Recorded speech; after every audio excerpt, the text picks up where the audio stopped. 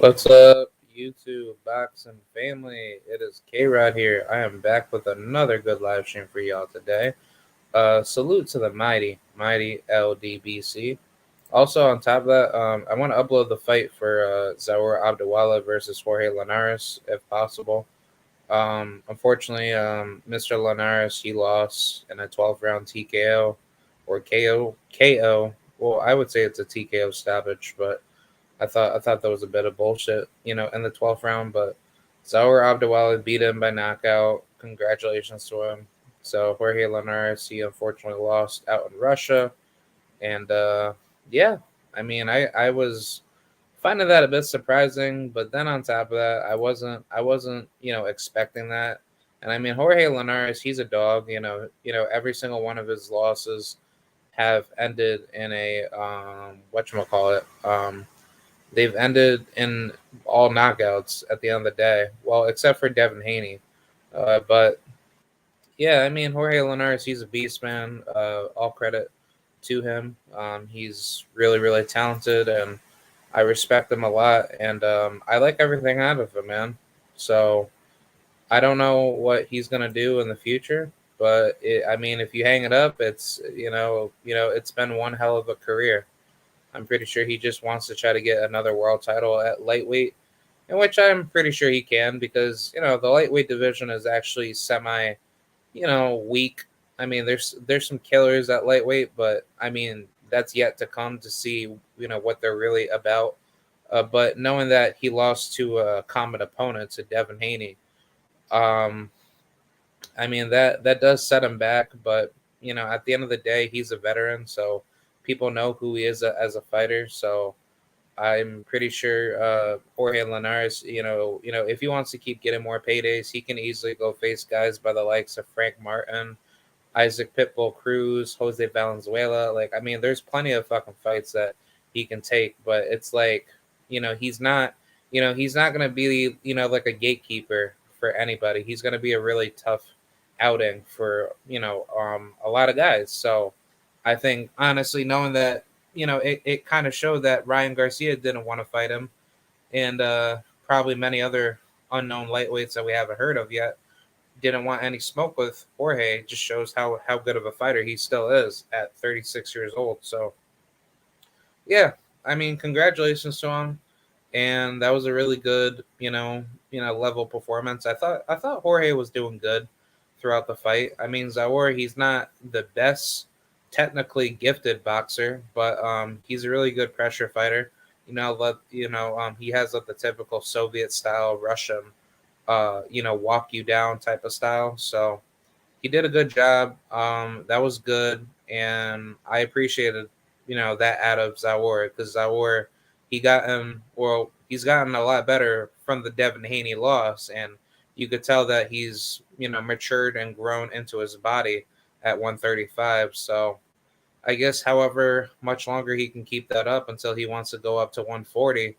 I'm pretty sure he's going to try to get a title and then he'll probably move up. So yeah, yeah. Credit to Zaur Abdulwalev. I guess that the main question is like, would Zaur still beat Linares if he was a lot younger?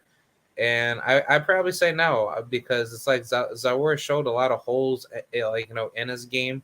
He lacks footwork. He lacks ring IQ. He doesn't know when to shoot his punches at the right time. He kind of just smothers, but I mean, Zaur, he's urging, to be better. So it's not like, he came into the Linares fight thinking like, oh yeah, I'm gonna knock this guy out.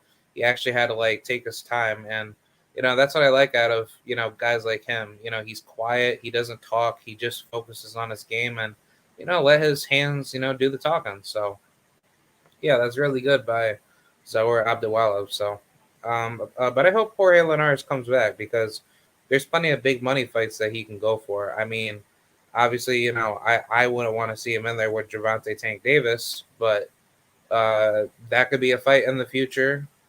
Frank Martin can be a good fight. Isaac Pitbull Cruz, Jose Valenzuela. Who else? Joseph Adorno. If that's a fight that could be made, I can easily see that fight be made.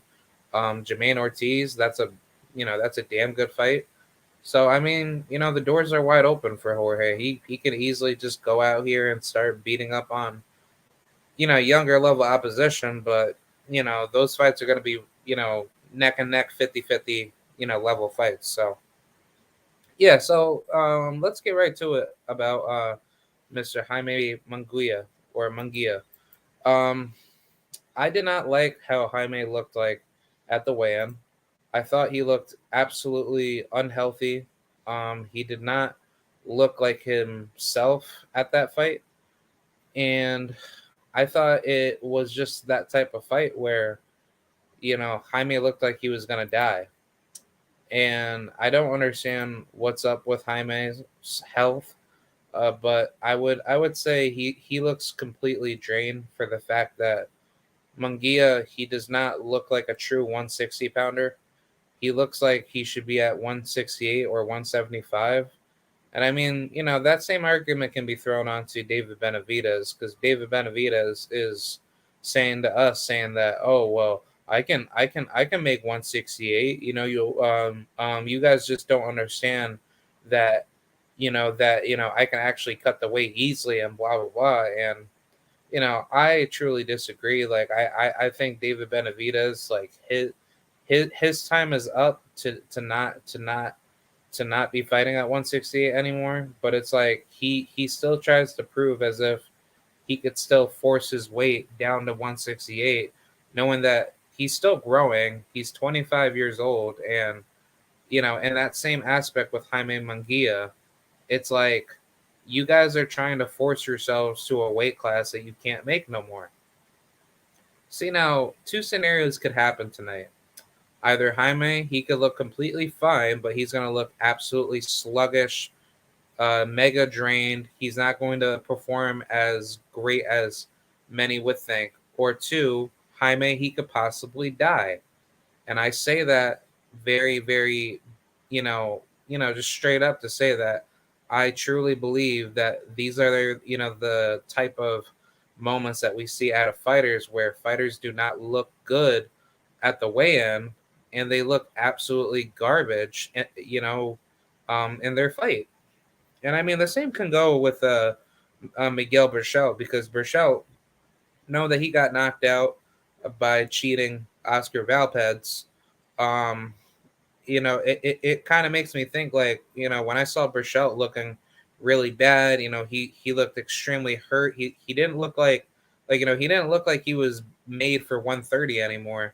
That just showed signs of me, telling inside my head that that's, like a core benefactor of you losing your nutrients in the fight and you not being physically compatible to compete late game in that weight class. Because if you're breaking down that quick in a fight, and you don't have like your legs together, you don't have your muscles and your body physicality together, then you're gonna get knocked out, or you're going to look really really bad in the fight, where you could end up hurting and killing yourself, um,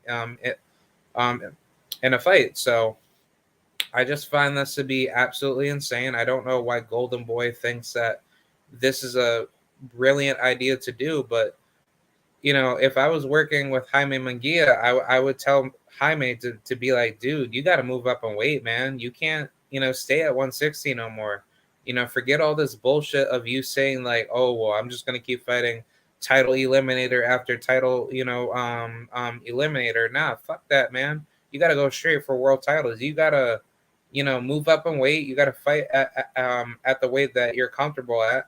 And you can't be looking like this, dude, because you know I don't want to think Jaime is going to suffer anything ferociously threatening. But it wouldn't surprise me if Jaime passes out in the fight and he doesn't look himself, and he could very well fuck around and actually get killed. Because it's like, when a fighter looks that dehydrated and not well put together in shape, correct me if I'm wrong for any fighters that are watching, but that, that's a core benefit, that's a core benefactor of you basically risking your life in the ring to possibly die. So I don't know how Jaime is going to react to those punches because Demetrius Ballard, he's not like the biggest puncher in the world, but I mean when he catches you, and I don't think that Demetrius Ballard is going to be playing around. You know, I think Ballard, he's going to do what he does best to try to hurt Jaime. And I mean, he only has like a 54.17 knockout ratio, but it's like, obviously, it pretty much shows he's more of a pure boxer rather than a boxer puncher. His last knockout was, back in 2019 against Victor Fonseca Calderas. That was at like some catch weight. I think he fought at 162 and a half. But yeah, I mean, Demetrius Ballard, I don't know how he's gonna, respond to a guy like Jaime. But I think just based off of how he fights, it wouldn't surprise me if Jaime gets killed, in the ring by somebody that's just as big as him and he can eat more punches, than him. So I don't know. I think honestly, man, this is going to be very interesting to see how Jaime's gonna, respond in the fight, and I hope he doesn't, go through any, physical dysfunctions in the fight that causes him to pass out and, you know, just faint, in the fight alone. So I hope Jaime is okay, and he definitely needs to get the fuck out of Golden Boy, and he really needs to start listening to his body because if you don't listen to your body, man, that's just a key function of you, getting yourself in massive trouble when you're trying to, not listen to your body and, the science of your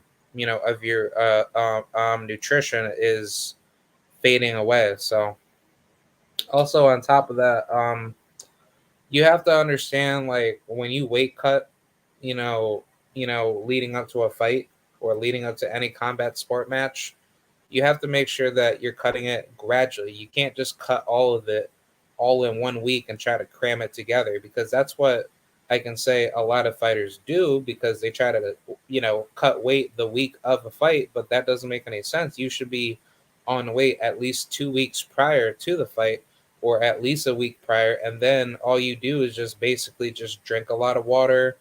Don't try to eat a lot of food, and then after you make weight, then you can eat a lot of food, and then you can rehydrate, having those, rehydration drinks and shit like that, and then that way you can, build yourself to become a more healthier driven fighter. So I don't know. I mean, me personally, I'm not a fighter myself, but just by hearing what other fighters have done to properly cut weight, they usually say it's best to cut weight gradually.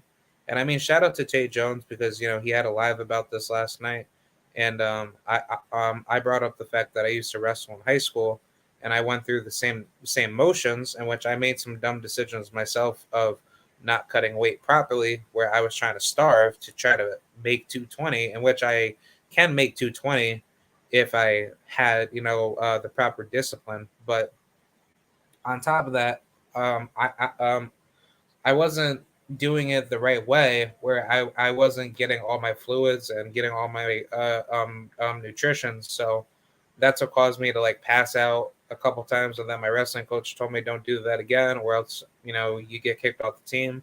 So I just stayed at 285, in which I was walking around at like 230, 235. So um, basically, I was able to cut down to 220, 215. But at that time frame, it was nearing towards, the end of my, wrestling season, during senior year. So 285 was a good weight class to campaign at before everything was done.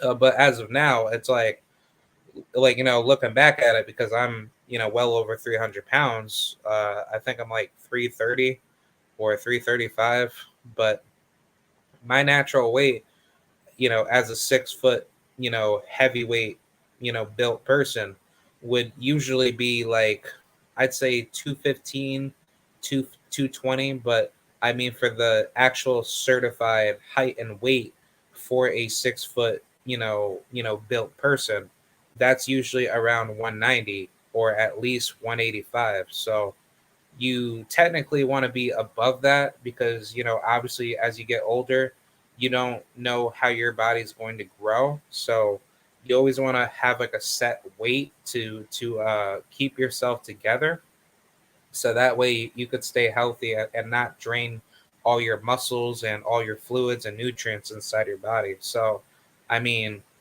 obviously depending with people's genes and how they eat, not everybody's going to be built the same way. That's why, when you look at football players that are like 6'4", 6'5", or 6'8", 6'9", those guys are like walking around at like what, 300 pounds. But then, by time when it comes to the actual season, they probably, I don't know, they like, they'll probably most likely stay around that weight, but they just build everything muscle and they look all super mega bulky, like, like Hulk smash characters, right?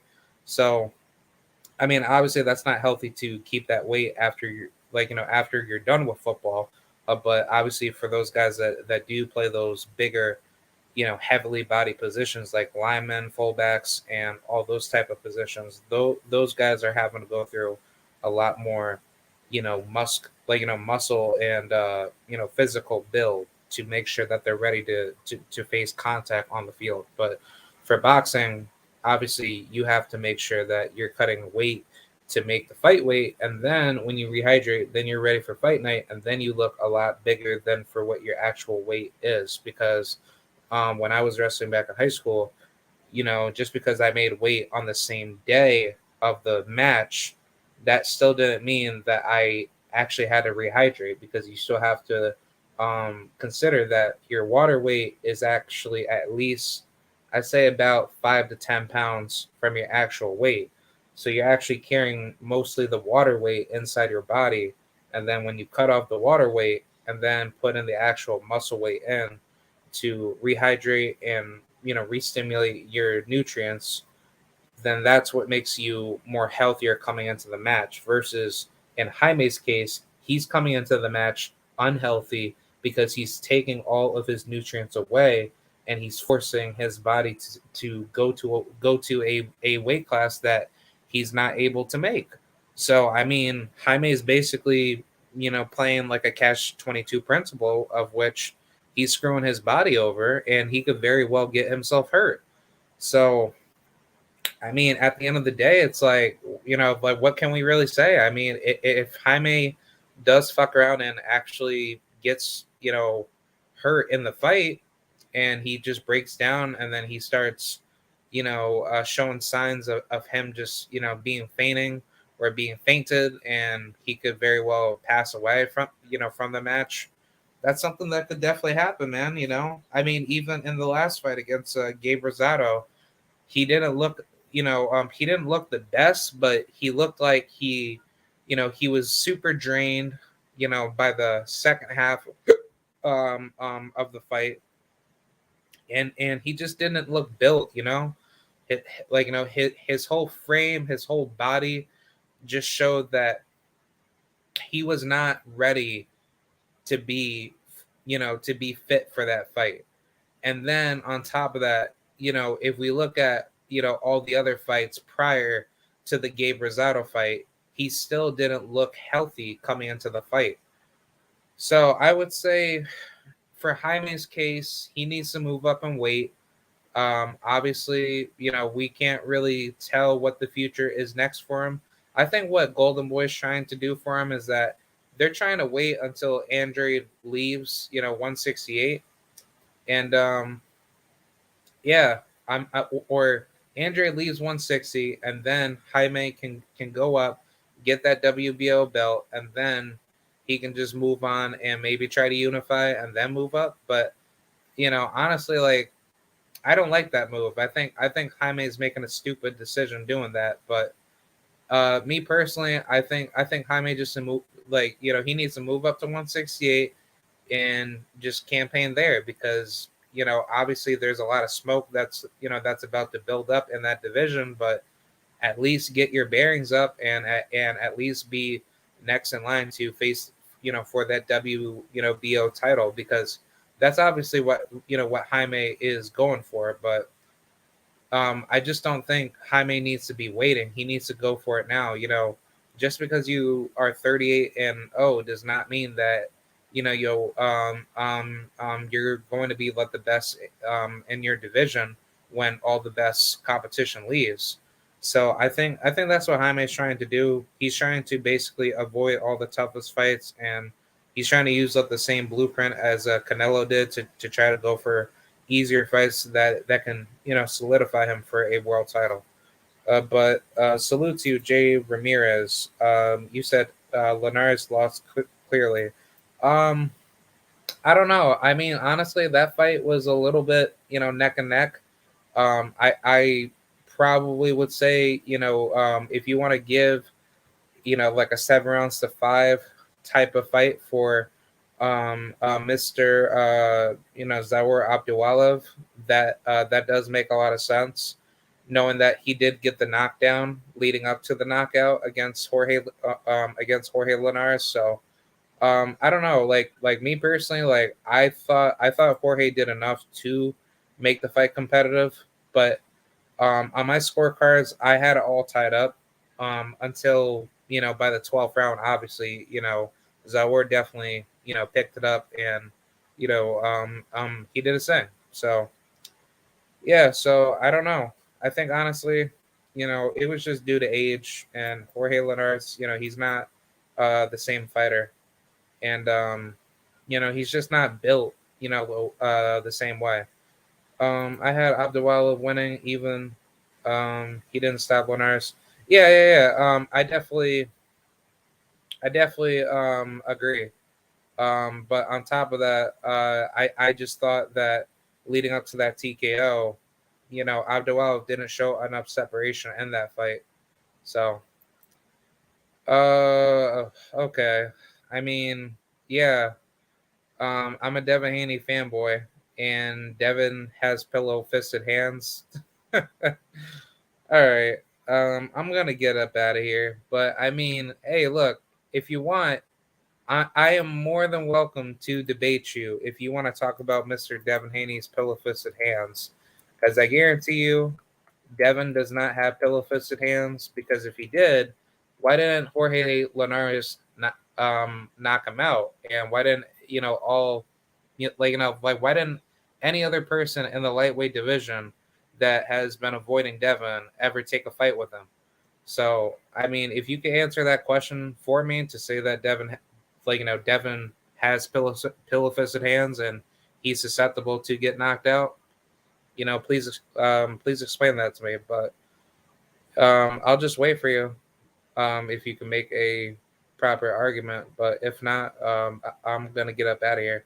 So go to Thunderdome Boxing. What? Okay. All right.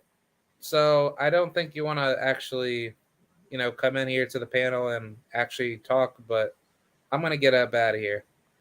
All right. I'll see you guys later. Have a good day. Peace out. Bye.